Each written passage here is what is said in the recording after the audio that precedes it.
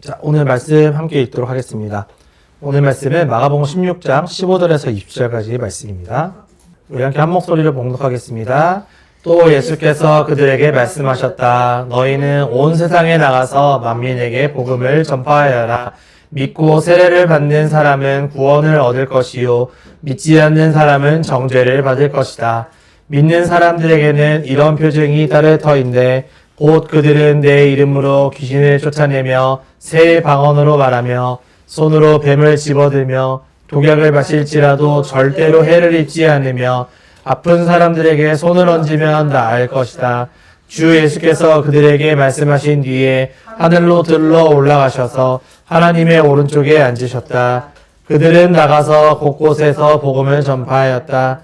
주님께서 그들과 함께 일하시고 여러 가지 표징을 따르게 하셔서 말씀을 확증하여 주셨다. 아멘. 이는 살아계신 하나님의 말씀입니다. 하나님 감사합니다. 네, 할렐루야. 우리 함께 서로 인사해 봅시다. 예수께서 부활하셨습니다.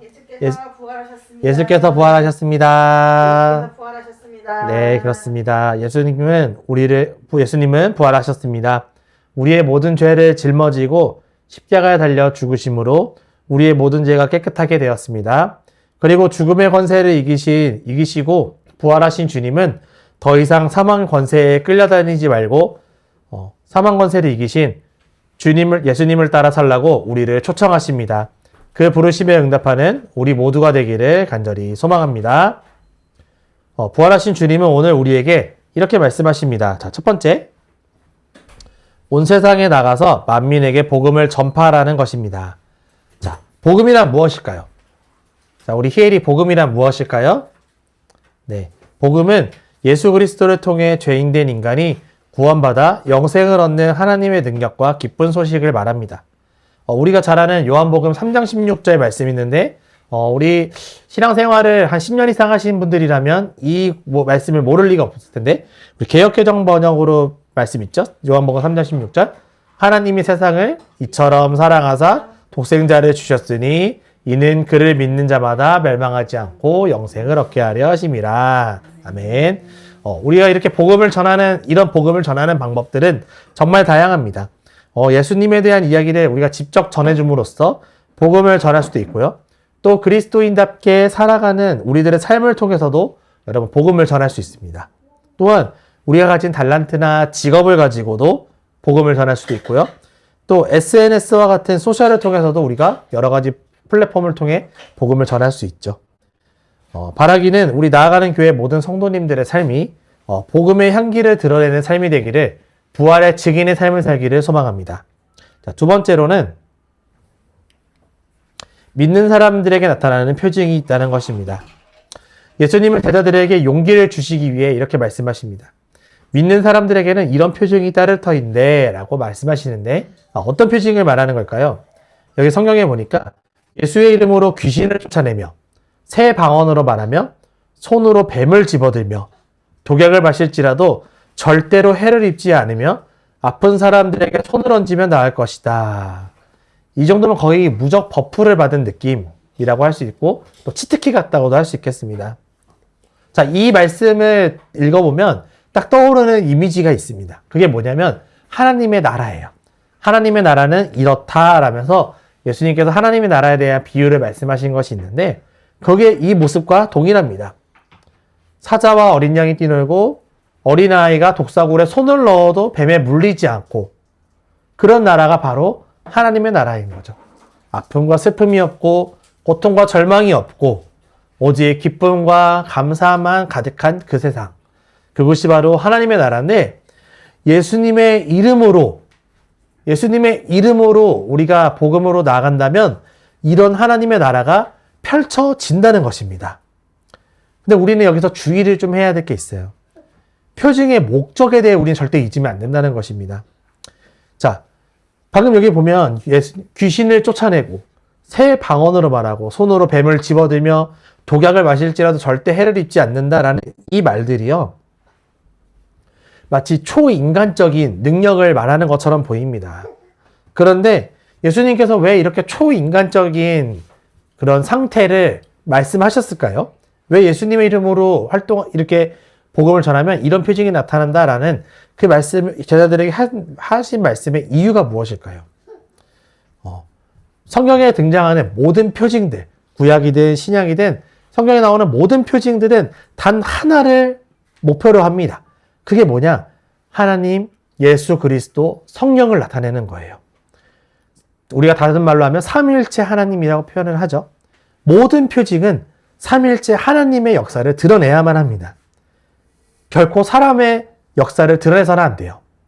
삼위일체 하나님은 자신의 사역을 위해 우리를 통해 초인간적인 표징도 보여주실 수 있다는 것을 우리 성경을 통해서 말씀하고 있습니다. 우리들에게도 이런 표정이 있기를 원합니다. 우리 나아가는 교회 성도님들에게도 이런 예수 그리스도의 이름으로 나아가는 여러분들의 삶에 이런 표징들이 나타나기를 소망합니다. 예수님을 믿음으로 마음이 아픈 사람들의 상처를 어루만져 줄 수 있는 치료의 공감, 답답함을 가지고 있는 사람들의 이야기를 차분히 들어줄 수 있는 온유한 마음의 경청, 환경이 어려운 사람들을 도울 수 있는 적극적인 열정의 행동, 상대방을 존중하고 그 사람의 생명을 살리는 생명의 언어. 이런 표징들이 우리에게 나타나서 또 우리를 통해 예수 그리스도를 증거하는 그런 우리 나아가는 교회가 되기를 소망합니다. 마지막으로 세 번째는 주님께서 그들과 함께 일하신다는 것입니다. 제자들이 세상 곳곳에 나가서 복음을 전할 때 주님은 그들을 멀리서 가만히 지켜보시는 분이 아니라 그들과 함께 일하셨다는 것입니다.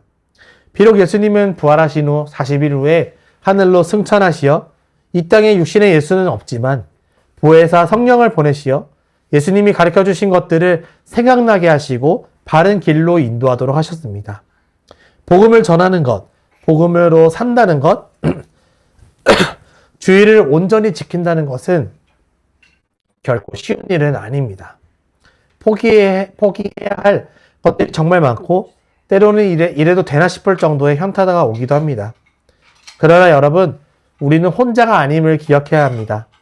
우리와 함께 일하시는 삼위일체 하나님께서 임마누엘, 우리와 늘 함께 하신다는 사실을 잊지 마시기 바랍니다.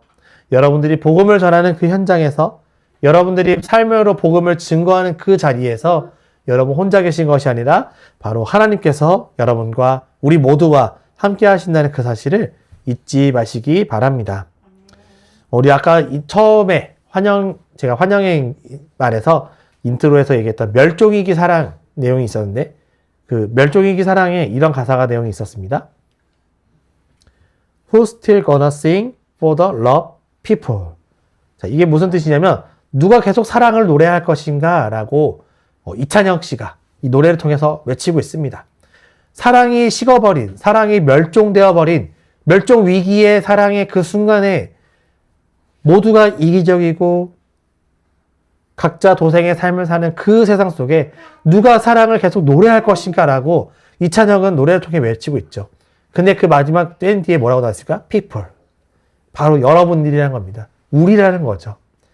사랑의 멸종 위기에 처한 이 시대에 여러분들의 삶이 우리 나아가는 교회의 그 발걸음들이 멸종 위기를 극복한 사랑으로 부활하신 예수 그리스도의 사랑이 회복되고 충만해지는 그런 기쁨의 부활절이 오늘만 있는 것이 아니라 매일, 매주, 매순간 일어나기를 간절히 소망합니다.